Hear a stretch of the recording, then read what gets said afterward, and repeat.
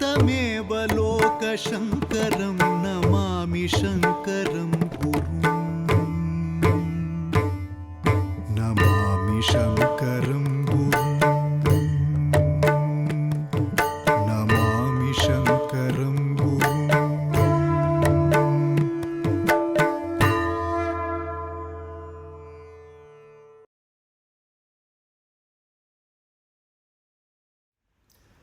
माला सुधाकुम्भ विबोधमुद्रा विद्याविराजत्करवारिजाताम् अपार कारुण्यसुधाम्बुराशिं श्रीशारदाम्बां प्रणतोऽस्मि नित्यं।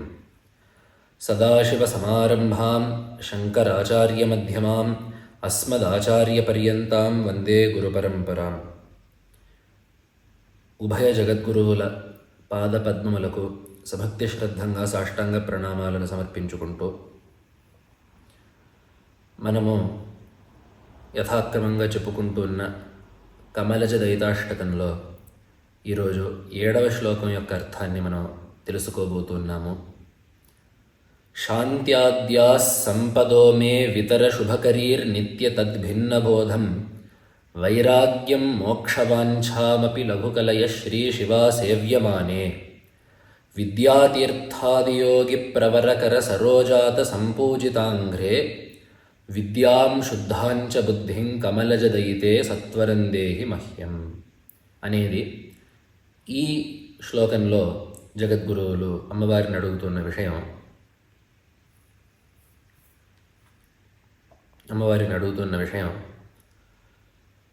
వేదాంత సాధకునిగా నన్ను తయారు చేయి ఓ శారదాంబ, నన్ను బ్రహ్మజ్ఞానానికి అర్హుడుగా తయారు చేయి.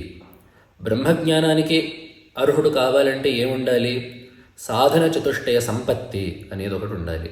దాన్నే మనకి బ్రహ్మసూత్రాల్లో కూడా తొలి సూత్రంలో అథాతో బ్రహ్మ జిజ్ఞాస అనే సూత్రంలో ఈ విషయం చెప్పబడింది. అథ అటుపై, అతః కావున, బ్రహ్మ జిజ్ఞాస అంటే బ్రహ్మాన్ని తెలుసుకోవాలి అనే కోరిక. జిజ్ఞాస అంటే జ్ఞాతుమిచ్ఛ, తెలుసుకోవాలనే కోరిక. ఆ కోరికలో తెలుసుకోవాలంటే దేన్ని తెలుసుకోవాలంటే బ్రహ్మని తెలుసుకోవాలి. కాబట్టి తర్వాత సూత్రార్థం ఏంటంటే అటుపై కావున బ్రహ్మను తెలుసుకోగోరాలి అని. ఏమిటి అతః? దాని తర్వాత అంటే అథ శబ్దం ఆనంతర్య వచనము, దీని తరువాత అని చెప్పి అర్థం. దేని తరువాత బ్రహ్మను తెలుసుకోవాలి అని చెప్పంటే అథ శబ్దానికి సాధన చతుష్టయ సంపత్తి అనంతరం అని చెప్పి అర్థం. అక్కడ సాధన చతుష్టయ సంపత్తిని పొందిన తరువాత బ్రహ్మను తెలుసుకోగోరాలి. ఏమిటా సాధన చతుష్టయ సంపత్తి? అది ఈ శ్లోకంలో చెప్పుకోబోతున్నాము. అతః, ఆ సూత్రంలో అత శబ్దానికి అర్థం ఏంటంటే ఆ బ్రహ్మజ్ఞానం వల్లనే సంసారం పోతుంది కాబట్టి, ఈ ప్రపంచం ఇదంతా అధ్యాస వల్ల ఏర్పడింది కాబట్టి, ఈ అధ్యాస జ్ఞానం వల్లనే పోతుంది కాబట్టి బ్రహ్మనే తెలుసుకోవాలి అనేది. అందుకని బ్రహ్మని ఉపాసించడం కాదు, బ్రహ్మ గురించి ఆలోచించడం కాదు, అదేవిధంగా ఇంకా ఏదో జగత్తునే తెలుసుకోవడం కాదు, బ్రహ్మనే తెలుసుకోవాలి. అది అతశబ్దానికి అర్థం. కాబట్టి సాధన చతుష్టయ సంపత్తిని పొందిన తరువాత అజ్ఞానం పోవడానికి, మోక్షం రావడానికి జ్ఞానమే కారణం కాబట్టి, అట్లాంటి జ్ఞానంలో విషయం బ్రహ్మే అవ్వాలి కాబట్టి, బ్రహ్మజ్ఞానంతోనే అది సాధ్యమవుతుంది కాబట్టి, సాధన చతుష్టయ సంపత్తి పొందిన తరువాత మోక్షాన్ని పొందడానికి అదే మార్గము కాబట్టి, అజ్ఞానం పోగొట్టుకోవడానికి అదే మార్గం కాబట్టి, అధ్యాసని పోగొట్టుకోవడానికి అదే మార్గం కాబట్టి బ్రహ్మను తెలుసుకోవాలి అనేది సూత్రార్థం. బ్రహ్మను తెలుసుకొని కోరాలి అనేది సూత్రార్థం. ఇక్కడ ఈ అథ అనే దానికి మనం చెప్పుకున్నాము. ఇక్కడ అధికారి ఎవరు? ఈ మోక్షశాస్త్రంలో, ఈ బ్రహ్మశాస్త్రంలో, ఈ శారీరక మీమాంసలో ఎవరు అధికారి అని చెప్పంటే సాధన చతుష్టయ సంపన్నుడు అధికారి. ఏమిటా సాధన చతుష్టయ సంపత్తి అనేదే ఈ శ్లోకంలో చెప్పబడుతోంది. శాంత్యాద్యా సంపదోమే, శాంత్యాది సంపత్తి ఉండాలి. అంటే ఏమిటి? శమాది షట్కము అని చెప్పి అంటాం మనం దీన్ని. శమ, దమ, ఉపరమ, తితిక్ష, శ్రద్ధ, సమాధానములు సాధన చతుష్టయ సంపత్తి. ఇవన్నీ కలిపి ఒకటి. ఆ సాధన చతుష్టయంలో ఇది ఒక సాధనం. ఈ 6 కలిపి ఈ సమూహం ఒక సాధనం. ఏమిటివి అని చెప్పంటే శమము అంటే అంతరింద్రియ నిగ్రహము, దమము అంటే బాహ్యేంద్రియ నిగ్రహము, ఉపరమము అంటే ఇంద్రియాలని విషయాల నుండి వెనక్కి మళ్లించుకోవడము. కొన్ని దగ్గరలో శాస్త్రంలో ఉపరమ శబ్దానికి కర్మోపరమము అంటే సన్యాసం అని చెప్పి కూడా అర్థం చెప్పుకున్నారు. కానీ అధికంగా చెప్పుకునే పక్షం ఇదే. ఇంద్రియాలని ఇంద్రియార్థముల నుండి మళ్లించుకోవడము. అలాగే తితిక్ష, శీతోష్ణాది ద్వంద్వ సహిష్ణుత్వం, ఈ చలి వేడి, సుఖం దుఃఖం, క్రోధం ఇట్లాంటి ద్వంద్వాలని ఓర్చుకోవడం, ద్వంద్వాల చేత వికారాన్ని పొందకుండా చిలించకుండా ఉండడం. అలాగే శ్రద్ధ, మనం చెప్పుకున్నట్లుగా ఇదివరకే మనం చెప్పుకున్నట్లుగా గురువాక్యమయందు వేదవాక్యమయందు అచంచలమైన విశ్వాసము శ్రద్ధ. అలాగే సమాధానం, సమాధానం అంటే ఏకాగ్రత, మనస్సుని ఏకాగ్రంగా ఒక విషయం మీద పెట్టగలగడం అనేది సమాధానము. ఇవన్నీ కలిపి ఒక సాధనం. ఏతావత దీని యొక్క ఫలితార్థం ఏంటంటే మనస్సు యొక్క సంస్కారము, మనస్సు వేదాంతానికి సిద్ధంగా తయారు చేసుకోవడమే ఈ శమాధి షట్కం. ఎటువంటి బాహ్య విక్షేపాలు లేకుండా, అదేవిధంగా బయట పరిస్థితుల వల్ల ఏమాత్రము చెదరకుండా శ్రద్ధతో కలిగి ఏకాగ్రతతో కలిగి మనస్సుని ఈ విధంగా సంస్కరించుకోవడము ఈ శమాధి షట్కము. అవే శాంత్యాద్యా సంపదోమే. ముందు అది సంపద, ఆ సంపత్తు, శాంతి మొదలైన, శాంతి అంటే శమము. కాబట్టి ఈ శమాధి షట్క సంపత్తి, ఈ 6 గుణాలు నాకు కావాలి.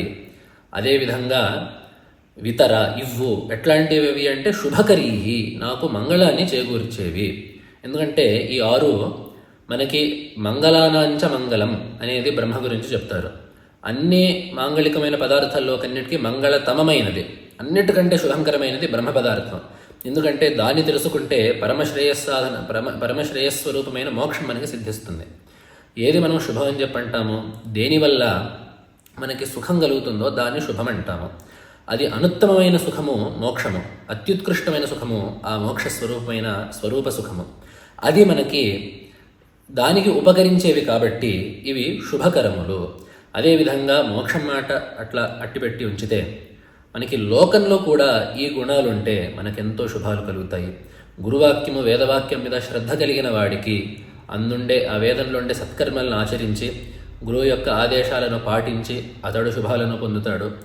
అదేవిధంగా ఇంద్రియ నిగ్రహం మనోనిగ్రహం ఉన్నవాడు పాపాలు ఆచరించకుండా ధర్మ మార్గము యందే ప్రవర్తించి తద్వారా శ్రేయస్సుని పొందుతాడు, సుఖాన్ని పొందుతాడు. కాబట్టి ఈ రకంగా ఈ సాధన షట్క సంపత్తి బ్రహ్మ విచారపరంగాను అదేవిధంగా లౌకికమైన మర్యాదను అనుసరించి కూడా ఇవి శుభకరములు. అదేవిధంగా నిత్య తద్భిన్న బోధం, ఈ వరస ఇక్కడ మొదలవుతోంది. నిత్యము తద్భిన్నము అయిన వాటి యొక్క బోధము, ఇది నిత్యము ఇది అనిత్యము అనే వివేకం కావాలి. దీన్నే నిత్యానిత్య వస్తు వివేక అని చెప్పి అంటారు. బ్రహ్మ పరబ్రహ్మ వస్తు ఒక్కటే నిత్యము, తదితరమైనదంతా అనిత్యము అనే దృఢ జ్ఞానము నిత్యానిత్య వస్తు వివేకము. ఎందుకంటే మనకి ఒక మాట ఉంది శాస్త్రంలో, 4 పురుషార్థాలు, ధర్మ అర్థ కామ మోక్షాలు. ధర్మం అంటే మనం ఈ విషయం కూడా మనం ఇదివరకు చెప్పుకున్నాము. ధర్మం అంటే వేదంలో చెప్పిన సత్కర్మలని ఆచరించడము ధర్మము. దాన్ని ఆచరించాలి అనే కోరిక కామము. దానికి మనం అట్లా కోరిన తరువాత మనం ఆ ధర్మ కార్యాలని అనుష్ఠించడానికి మనం కూడబెట్టుకునే ద్రవ్యము అర్థము. మోక్షం ఎలాగో మనకు తెలిసినదే. వీటిల్లో అర్థకామాలు మన కళ్ళ ముందే నశిస్తుంటాయి. ఎందుకంటే మనం అనుకుంటాము ఏదో అన్నాన్ని మనం తెచ్చిపెట్టుకొని ఉంటాము, ఆ అన్నము మనం తినంగానే ఎక్కడికి వెళ్ళింది, అది నాశనం అయిపోయింది. అదేవిధంగా మనం ఇంకోటి ఏదో పూలమాల వేసుకుంటాము, అది 1 గంట ఉంటుంది, 2 గంటలు ఉంటుంది, ఒక 3 గంటల తర్వాత కూడా అది కూడా వాడిపోతుంది. ఈ రకంగా మన కోరికలు, ఆ కోరికల ద్వారా సిద్ధించే ద్రవ్యాలు, మన ఇష్టాన్ని తీర్చుకోవడానికి కావాల్సిన ద్రవ్యాలు, ఇవన్నీ కూడా మన కళ్ళ ముందే నశించుకుపోవడము మనం అందరం చూస్తూనే ఉన్నాము. మరి ధర్మం మాట ఏమిటి? ఎందుకంటే ధర్మం అంటే పుణ్య విశేషం కదా, కాబట్టి అది చాలా దీర్ఘకాలం ఉంటుంది కదా అని చెప్పంటే అది కూడా కుదిరే మాట కాదు. ఎందుకంటే మనకి వేదం కూడా చెప్తుంది, ఉపనిషత్తు చెప్తుంది, తద్యథేయ కర్మచితో లోక క్షీయతే ఏవమేవ అముత్ర పుణ్యచితో లోక క్షీయతే అని చెప్పి వేదం మనకి చెబుతుంది.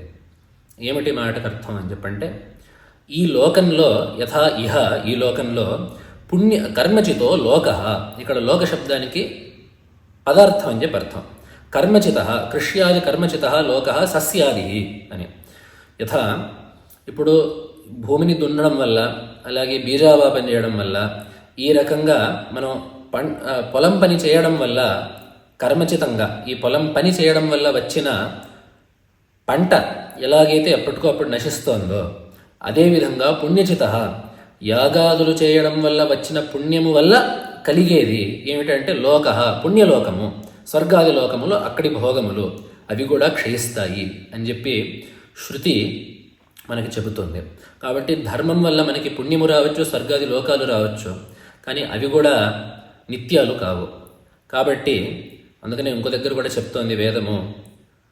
దాని తర్వాత మనకి ఆ వచ్చే దాంట్లోనే అది తెలుస్తుంటుంది. నిత్యానిత్య వస్తు వివేకం తర్వాత ఇది మనకు తెలిసింది. కాబట్టి యథావత మనకి ధర్మార్థ కామాలు నిత్యములు కావు, మోక్షం స్వరూపమైన పరబ్రహ్మ యొక్కటే నిత్యము అని చెప్పి నిత్యానిత్య వస్తు వివేకం తెలిసింది. వెంటనే ఏం కలుగుతుంది? వైరాగ్యం కలుగుతుంది. ఆ పరబ్రహ్మని, శాశ్వతమైన పరబ్రహ్మని నేను పొందగలిగినప్పుడు అశాశ్వతమైన అర్థకామాల కోసము నేను వెంపర్లాడడం ఎందుకు, అశాశ్వతమైన స్వర్గోదల కోసం వెంపర్లాడడం ఎందుకు అనేది సాధకుడికి అనిపిస్తుంది.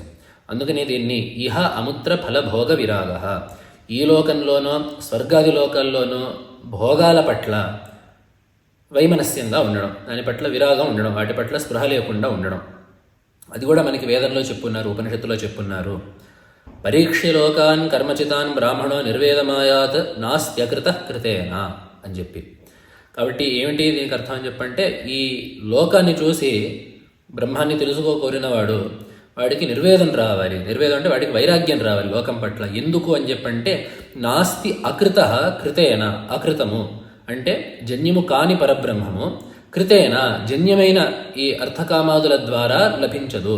అమృతత్వస్య నాశాస్తి విత్తేన అని చెప్పి కూడా మనకు ఉపనిషత్తులో యాజ్ఞవల్క్యుడు చెప్తాడు ఈ మాట. విత్తేన, విత్య సాధ్యములైన కర్మముల ద్వారా, అర్థకామాల ద్వారా ఆ అమృతత్వము, బ్రహ్మస్వరూపమైన అమృతత్వము సిద్ధించదు అని చెప్పి. కాబట్టి వెంటనే ఆ నిత్యానిత్య వస్తు వివేకం తరువాత కలిగేది ఇహ అముత్ర ఫలభోగ విరాగము. కాబట్టి ఈ ధర్మార్థ కామాల మీద వైరాగ్యము, మోక్షస్వరూపమైన బ్రహ్మము పట్ల మాత్రమే ఇచ్ఛ కలుగుతుంది. కాబట్టి ఈ వైరాగ్యం వీటి పట్ల, ఆ బ్రహ్మని పొందాలి అని చెప్పి సర్వాతిశాయి అయిన ఇచ్ఛ కలుగుతుంది.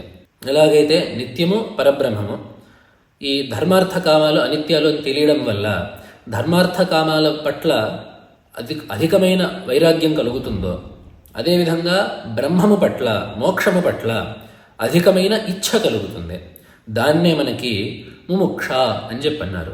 దాన్నే ఇక్కడ మనకి వైరాగ్యం మోక్షవాంఛాం అని చెప్పన్నారు. నిత్య తద్భిన్న బోధం, నిత్య అనిత్య వస్తు వివేకం తర్వాత ఏం కలుగుతుందంటే వైరాగ్యం. దాని తర్వాత ఏం కలుగుతుందంటే మోక్షవాంఛాం, మోక్షం మీద దృఢమైన కోరిక కలుగుతుంది. మనకు మాత్రం లేదా మోక్షవాంఛ? అందరికీ ఉంది మోక్షవాంఛ. సుఖం కావాలి అనేది అందరికీ ఉంది. అయితే మనకి ఆ మోక్షం కావాలి అనేది ఉత్కటంగా లేదు. ఆ మోక్షకాంక్ష వేరే కాంక్షలన్నిటికంటే కూడా బలంగా ఉండాలి. మనకి సామాన్య జనుడికి ఆ సుఖం కావాలనుకున్నా కూడా అట్లాంటి బలమైన కాంక్ష లేదు. అందుకని మనం లోకంలో దాని పట్ల ప్రవర్తించము. ధనార్జనలోనో, ఇతర సంపదార్జనలోనో, వస్తువుల్ని కూడబెట్టుకోవడంలోనో, మన కుటుంబం యొక్క యోగక్షేమాల్ని చూసుకోవడంలోనో జనులు వాళ్ళ యొక్క ప్రయత్నాన్ని పెడతారు తప్ప, దీని యందు అంత ఇచ్ఛ ఉండుంటే దీని మీదనే వాళ్ళు ప్రయత్నించి ఉండేవారు. కానీ ముముక్షువైన వాడికి, అంటే ఈ మోక్షం పొందాలనే కోరేవాడికి మోక్షకాంక్ష అట్లా ఉంటే సరిపోదు. వాడికి నాకు ఇంకా ప్రపంచంలో ఉండే ఏ వస్తువు అక్కర్లేదు, అన్ని వస్తువుల కన్నా నాకు వెంటనే తత్క్షణం కావాల్సింది పరబ్రహ్మము అని చెప్పి. దీనికి ఒక చక్కని ఉదాహరణ చెప్తారు. యథా దీప్తశిరాహ తటాకాదికం శ్రయతే అని చెప్పి. ఒళ్ళు దహించుకుపోతున్నవాడు ఎలాగైతే ఒక జలాశయాన్ని చూసుకుంటాడో, ఆ విధంగా సంసార తాపాన్ని ఓర్వలేక ఇంకో క్షణం కూడా సహించలేక పరమాత్మని కోరుకోవాలి అని. ఎలాగైతే తన యొక్క శరీరం కాలిపోతూ ఉంటే ఇంకా వేరేది ఏది పట్టించుకోడు ఆ మనిషి. తన శరీరం మీద మంటలు రేగుతున్నాయని చెప్పంటే ఇంకా ఇల్లు ఎక్కడుంది, నా కుటుంబం బాగుందా లేదా, నా బ్యాంకులో ధనం ఎంతుంది, లేదా నా స్థలాలు ఎన్నున్నాయి అని చెప్పి పట్టించుకోకుండా కేవలము ఆ దాహము పోవడానికి మాత్రమే ఎలాగైతే ప్రవర్తిస్తాడో అదేవిధంగా ఈ ముముక్షువు కూడా ఇంకా వేరే ఏ లౌకికమైన విషయాన్ని ఆదరించకుండా కేవలం మోక్షం మీదనే వాంఛ పెట్టుకుంటాడు. అట్లాంటి తీవ్రతరమైన వాంఛకి ముముక్ష అని పేరు. దాన్ని కలిగిన వాడు ముముక్షువు అని. వైరాగ్యం మోక్షవాంఛాం. ఇవన్నీ ఎప్పుడు కావాలంటే లఘుకలయ, నాకు వేగముగా ఇవ్వు. ఎందుకంటే మనం అనుకున్నట్లుగా ఈ మనుష్య శరీరము మళ్ళీ ఎప్పటికి వస్తుందో, అసలు వస్తుందో లేదో. కాబట్టి ఈ శరీరం ఉండగానే ఈ శరీరంలో జవసత్వాలు ఉండగానే పరమాత్మని తెలుసుకోవడానికి ప్రయత్నించాలి. కాబట్టి లఘుకలయ అని చెప్పి అడుగుతున్నారు జగద్గురువులు అమ్మవారితో. ఈ సాధన చతుష్టయ సంపత్తి శాంత్యాద్యా సంపద శుభకరీ, శుభకరములైన ఆ శమాది షట్క సంపత్తి, అలాగే నిత్య తద్భిన్న బోధం, నిత్యానిత్య వస్తు వివేకము, వైరాగ్యం, బ్రహ్మేతరమైన పదార్థాల యందు వైరాగ్యము, మోక్షవాంఛాం, ఆ మోక్షాన్ని పొందాలనే తీవ్రతరమైన ఇచ్ఛ, వీటిలన్నిటినీ నాకు వేగముగా ఇవ్వు. ఎవరు నీవు అని చెప్పంటే శ్రీ శివ సేవ్యమానే, లక్ష్మి చేత గౌరి చేత సేవింపబడే తల్లి. అదే మనకి ఏ దేవికైనా అదే చెప్తారు. ఇప్పుడు లలితాదేవిని ప్రధానంగా పెట్టుకుంటే మనం సచామర రమావాణి సవ్యదక్షిణ సేవిత అని చెప్పి అంటాము. అదేవిధంగా ఇక్కడ ప్రధానమైన దేవత శారదాంబ కాబట్టి ఈ శారదాంబని లక్ష్మి గౌరీ ఇద్దరు సేవించుకుంటున్నారు. అలాగే ఇంకో చక్కని విశేషణం వేశారు ఇక్కడ జగద్గురువులు. విద్యాతీర్థాదియోగి ప్రవర కర సరోజాత సంపూజితాంఘ్రే. విద్యాతీర్థులు మొదలైన యోగి పుంగవుల చేత పూజింపబడే పాదములు కలదాన. అంఘ్రి శబ్దానికి పాదము అని చెప్పి అర్థం. అంఘ్రి అంటే పాదము అని చెప్పి. నీ పాదాలను విద్యాతీర్థులు మొదలైన యోగి వర్యులందరూ సేవిస్తూ ఉన్నారు. ఎవరు ఈ విద్యాతీర్థులు అని చెప్పంటే వీరు శృంగేరి శారదాపీఠానికి 10వ అధిపతులుగా ఉండి 11వ 12వ అధిపతులైన జగద్గురువులు శ్రీ భారతీ తీర్థ మహాస్వామి వారికి, శ్రీ విద్యారణ్య మహాస్వామి వారలకు గురువులై అసంఖ్యాకమైన అగణ్యమైన యోగ మహిమను కలిగి ఎంతో గొప్పగా విరాజిల్లిన జగద్గురువులు శ్రీ విద్యాతీర్థ మహాస్వామి వారు మనకు తెలిసిందే, వారు యోగ సిద్ధులు వారు. కాబట్టి వారు ఒకనాడు లంబికా యోగాన్ని ఆలంబించి ఒక భూగృహంలో తమని తాము నిర్బంధించుకొని అక్కడ యోగాన్ని అనుష్ఠిస్తున్నారు. అప్పుడు వారు జనాలకి ఒక ఆజ్ఞని చేశారు, ఈ భూగృహాన్ని ఎవరూ తెరవకూడదు అని చెప్పి. కానీ కాలక్రమంలో వారి శిష్యులు ఇరువురు, శ్రీ భారతీ తీర్థులు, శ్రీ విద్యారణ్యులు, వీరిరువురు కూడా యాత్రలో ఉన్నప్పుడు ఆ కౌతుకం కొద్దీ జనులు ఆ భూగృహాన్ని తెరిచి చూస్తే అక్కడ జగద్గురువుల శరీరం కనపడలేదు, కానీ అక్కడ ఒక లింగం కనపడింది. ఏమిటి, గురువులు ఇన్నాళ్ల నుంచి ఈ భూగృహంలోనే ఉన్నారు, అసలు అన్నపానాలకు కూడా బయటికి రావడం లేదు, వారు ప్రాణధారణ ఎలా చేస్తున్నారు అనే కౌతుకంతో ఆ జనాలు ఆ భూగృహాన్ని తెరిచి చూస్తే అక్కడ ఒక లింగము రూపొందుతూ ఉండింది. ఆ లింగం రూపొందిన చోటు మీదనే విజయనగర మహారాజుల యొక్క ఆర్థిక సహకారంతో విద్యారణ్య వారి యొక్క ఆదేశం మేరకు అక్కడ ఒక భవ్యమైన మందిరం నిర్మాణమైంది. మనకి నాడు శృంగేరి అనంగానే ఆ మందిరమే కళ్ళ ముందు కనబడుతూ ఉంటుంది. అదే మన విద్యాశంకర మందిరము. ఈ విద్యాతీర్థుల యొక్క యోగ వైభవము, అదేవిధంగా విద్యాశంకర మందిరంలో ఉండే విశేషాలన్నీ మనం ఎదట చెప్పుకుందాము. కానీ ప్రస్తుతానికి మనకు కావాల్సిన విషయం ఏంటంటే విద్యాతీర్థాది యోగి ప్రవర, విద్యాతీర్థులు యోగి ప్రవరులు. ఇట్లాంటి ఇంత యోగానుష్ఠానం కలిగిన యోగి శ్రేష్ఠులు జగద్గురువులైన విద్యాతీర్థ మహాస్వామి వారు. అట్లాంటి యోగుల చేత నీవు ఆరాధింపబడుతున్నావు. అంటే వారు ఎట్లాంటి వారంటే ఈ సాధన సంపత్తిని కలిగి బ్రహ్మజ్ఞానాన్ని కూడా కలిగి యోగాన్ని ఆలంబించిన వారు. కాబట్టి అట్లాంటి మహానుభావుల చేత సేవింపబడే తల్లి, నీవు నాకు ఈ సాధన చతుష్టయ సంపత్తిని అనుగ్రహించి నన్ను వేదాంత విద్యలో సరి అయిన అధికారిని చేసి నన్ను కటాక్షించి నాకు శుద్ధమైన బుద్ధిని, శుద్ధమైన విద్యను ఇవ్వాలి అనే విషయాన్ని జగద్గురువులు ఈ శ్లోకంలో చెప్పారు. ఇక వచ్చే భాగంలో ఈ స్తోత్రంలోని అంతిమ శ్లోకం యొక్క అర్థాన్ని మనం తెలుసుకుందాము. నమః శంకరాయ. నమామి శంకరం గురు